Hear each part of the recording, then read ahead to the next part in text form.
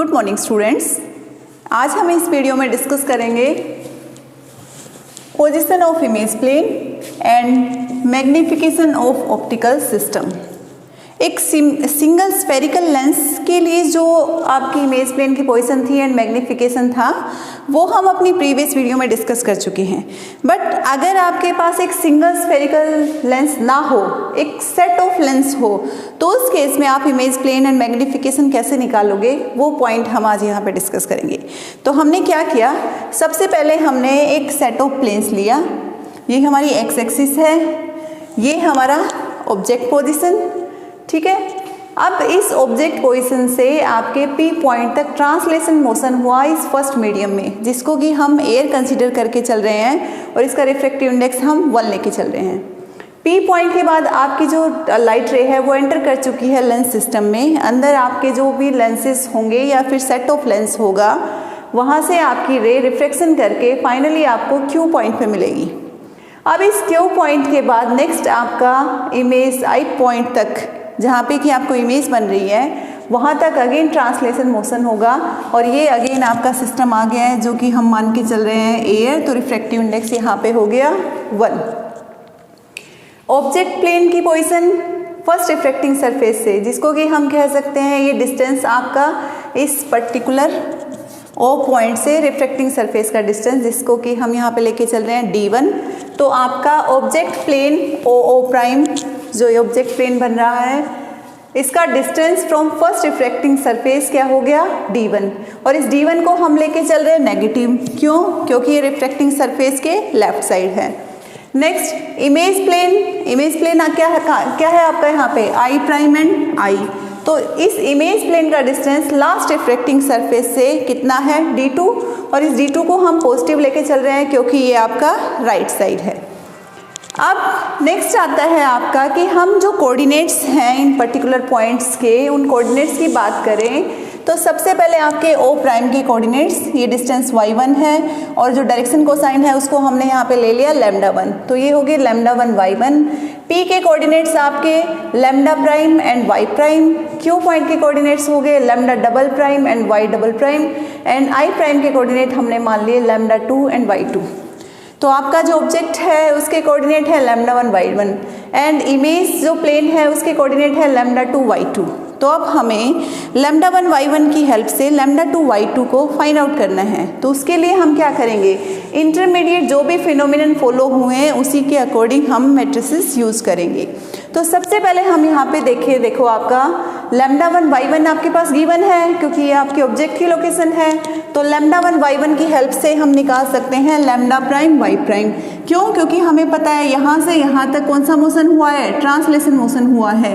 तो हम यहाँ पे जो मैट्रिक्स यूज़ करेंगे वो ट्रांसलेशन मैट्रिक्स यूज़ करेंगे, और ये ट्रांसलेशन मैट्रिक्स है, इसमें यहाँ पे आपका रिफ्रैक्टिव इंडेक्स है μ1, उसकी वैल्यू हमने पुट कर दी 1। सो D1/μ1 होता है, तो μ1 की जगह हमने पुट कर दिया 1।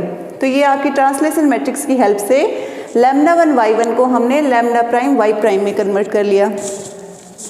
अब हमें λ प्राइम y प्राइम की वैल्यू पता है, λ double prime y double prime की वैल्यू निकालनी है। तो कैसे निकालेंगे, बीच में हमारे सेट ऑफ लेंस है, एक ऑप्टिकल सिस्टम है। तो इस ऑप्टिकल सिस्टम की जो जनरल मैट्रिक्स है वो हमें पता है, that is b minus a minus d and c। इस मैट्रिक्स को जब हम λ प्राइम y प्राइम पे अप्लाई करेंगे तो हमें यहाँ से पता चल जाएगा λ double prime and y double prime. तो इसका मतलब हमारे पास क्यू के कोऑर्डिनेट आ चुके हैं, क्यू के कोऑर्डिनेट आ चुके हैं। तो हम यहाँ पे इस पर इमेज के कोऑर्डिनेट निकालने हैं, इस लोकेशन के कोऑर्डिनेट निकालने हैं, तो हम क्या करेंगे, अगेन ट्रांसलेशन मैट्रिक्स यूज़ करेंगे क्योंकि यहाँ से यहाँ तक फिर से आपका ट्रांसलेशन मोशन हो रहा है। तो इस ट्रांसलेशन मैट्रिक्स को हम यहाँ पे पुट करेंगे λ प्राइम y प्राइम के साथ, और यहाँ से हमें मिल जाएगा λ2 y2। अगेन इस ट्रांसलेशन मैट्रिक्स में भी हमने अपनी म्यू की वैल्यू 1 पुट कर दी है क्योंकि यहाँ पे अगेन आपका एयर मीडियम लेके चल रहे हैं। तो ये आपकी ट्रांसलेशन मैट्रिक्स होगी। इन तीनों मैट्रिसेस को यूज़ करके हम फाइनली λ2 y2 को λ1 y1 की फॉर्म में पुट कर सकते हैं। तो हमने क्या किया, λ2 y2, उसके बाद इस मैट्रिसेस को पुट किया, λ प्राइम y प्राइम की वैल्यू रखी यहाँ पे, λ प्राइम y प्राइम की वैल्यू हमने यहाँ से रखी। तो ये मैट्रिक्स आपकी सिस्टम मैट्रिक्स यहाँ पे पुट कर दी। फिर आपके पास है लैम्डा प्राइम वाई प्राइम, तो इसकी वैल्यू हमने यहाँ से पुट की। तो इसके बाद अगेन ये translation matrix and lambda 1 y 1। तो इस टाइप से हमने लैम्डा 2 वाई 2 को लैम्डा 1 वाई 1 की फॉर्म में पुट कर दिया यहाँ पे। अब अगर हम इन तीनों मैट्रिसेस को मल्टीप्लाई करें मैट्रिक्स मल्टीप्लिकेशन मेथड से, तो हमें यहाँ से मिलता है lambda 2 y 2 equals to b plus a d 1 minus a, b d 2 minus d plus a d 1 d 2 minus c d 1, and last term होगी minus a d 2 plus c, और यहाँ पे हो गया लैम्डा 1 वाई 1। ये हमारे पास एक matrix आ गई। अगर अब इस मैट्रिक्स के सेट से हम लैम्डा यहाँ पे y2 कोऑर्डिनेट को लिखना चाहें, तो y2 कोऑर्डिनेट क्या हो जाएगा, this factor multiply by lambda 1 plus this factor multiply by y1। तो हमारे पास यहाँ से एक इक्वेशन आ गई जिसमें हमने y2 को y1 की फॉर्म में लिख लिया।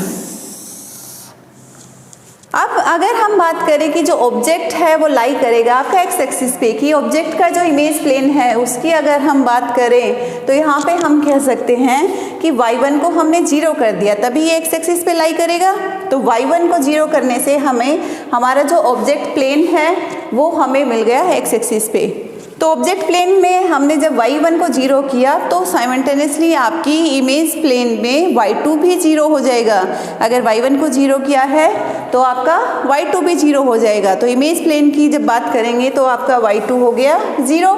अब y1 0 है, y2 0 है, तो इस इक्वेशन में देखो हम y2 को एंड y1 को जब 0 पुट करेंगे तो ये टर्म हमारी हो जाएगी 0। इस टर्म में है ये bracketed term multiply by lambda 1। अब लैम्डा 1 0 हो नहीं सकता, तो इसका मतलब क्या है कि जो ये ब्रैकेट के अंदर टर्म है वो आपकी 0 होगी। अब ब्रैकेट के अंदर जो टर्म है वो अगर 0 होगी, जब हम इमेज प्लेन की बात कर रहे हैं, तो यहाँ से हमें d1 d2 के बीच में एक रिलेशन मिलेगी। ठीक है, सो ये यहाँ पे हमें एक relation milli d1 and d2। जो डिस्टेंसेस हमारे ऑब्जेक्ट प्लेन के इमेज प्लेन के हमारे रिफ्लेक्टिंग सरफेसेस से है वो रिलेशन हमें यहाँ पे मिल गई है। अब देखो ये वैल्यू अगर 0 हो गई तो आपका जो ये मैट्रिक्स सेट था ये कैसे मॉडिफाई हो जाएगा, इमेज प्लेन की जब बात करेंगे तब लैम्डा 2 y2 इक्वल्स टू बाकी सारे टर्म एज इट इज़ रहेंगी, लेकिन ये टर्म है वो 0 हो जाएगी। सो आपका ये जो मैट्रिक्स सेट था वो अब इमेज प्लेन के लिए मॉडिफाई हो गया है। Lambda 2 y2 equals to b plus a d 1 minus a 0 minus a d 2 plus c and lambda 1 y1। इस टाइप से आपका ये सेट मॉडिफाई हो गया। अब अगर हम कहते हैं कि हमारा y2 नॉन जीरो है, y2 नॉन जीरो है, इसका मतलब क्या हुआ कि y1 भी हमारा नॉन जीरो होगा। तो ये जो आपका सेट है अभी ये जो मैट्रिक्स सेट है, इस मैट्रिक्स सेट से हमें यहाँ पे क्या मिलेगा जब हम y2 को नॉन जीरो कंसीडर करेंगे, तो y2 की वैल्यू हमें यहाँ से मिलेगी this multiply by lambda 1 plus this multiply by y1। But ये 0 टर्म है तो फर्स्ट टर्म तो हमारी 0 हो गई, यहाँ से हमें सिर्फ सेकेंड टर्म मिली। तो यहाँ से हमें एक y2 एंड y1 के बीच में रिलेशन मिल गई। अब इस y2 एंड y1 के रिलेशन को हम यूज़ करेंगे मैग्नीफिकेशन निकालने के लिए, क्योंकि मैग्नीफिकेशन का फॉर्मूला क्या होता है y2 अपॉन y1। तो इस y2 अपॉन y1 के रिलेशन को हम अगर यहाँ पे यूज़ करें तो y2 अपॉन y1 हमारे पास क्या आएगा c माइनस ए डी 2। तो ये रिलेशन हमें यहाँ पे मिल गई मैग्नीफिकेशन। ये यहाँ पे क्या हो गए, इमेज कोऑर्डिनेट हो गए, ये ऑब्जेक्ट के कोऑर्डिनेट हो गए, ये सिस्टम मैट्रिक्स होगी। और अब जो आपकी सिस्टम मैट्रिक्स है उस सिस्टम मैट्रिक्स का डिटर्मिनेंट क्या होगा, 1 होगा। हम लेके चलते हैं यहाँ से कि ये मेरी सिस्टम मैट्रिक्स है, तो ये डिटर्मिनेंट मेरा क्या होगा, ये डिटर्मिनेंट मेरा यहाँ पे होगा 1। तो इसका अगर डिटर्मिनेंट मेरा 1 है तो यहाँ से मेरे पास रिलेशन आएगी b plus a d 1 equals to 1 by c minus a d 2। तो a एंड b कोऑर्डिनेट्स को यहाँ पे c एंड a कोऑर्डिनेट्स के साथ कंपेयर कर दिया गया है, यहाँ पे इनका कॉम्बिनेशन हमें मिल गया है। So this is b plus a d 1 equals to 1 upon c minus a d 2। अब जो c माइनस ए डी 2 था वो क्या था, हमारा मैग्नीफिकेशन था। तो अगर मैं इस फॉर्मूले में इनको पुट करना चाहूँ तो देखो 1 upon c minus a d 2 है, इसको भी मैं कर देती हूँ 1 upon c minus a d 2। तो इसको अगर मैंने 1 अपॉन किया तो ये मेरा हो गया magnification 1 upon. So 1 upon m equals to 1 upon c minus a d 2, और ये c minus a d 2 1 upon c minus a d 2 किसके इक्वल है, b प्लस ए डी 1 के equal. So this is b plus AD1। तो magnification मेरा AB constant या फिर AC constant की टर्म में यहाँ पे आ गया है। तो इसकी हेल्प से हम अपना मैग्निफिकेशन निकाल सकते हैं। अब जब इस मैग्निफिकेशन की वैल्यू को हम अगर अपने मैट्रिक्स में पुट करें तो हमारी मैट्रिक्स कैसे मॉडिफाई हो जाएगी।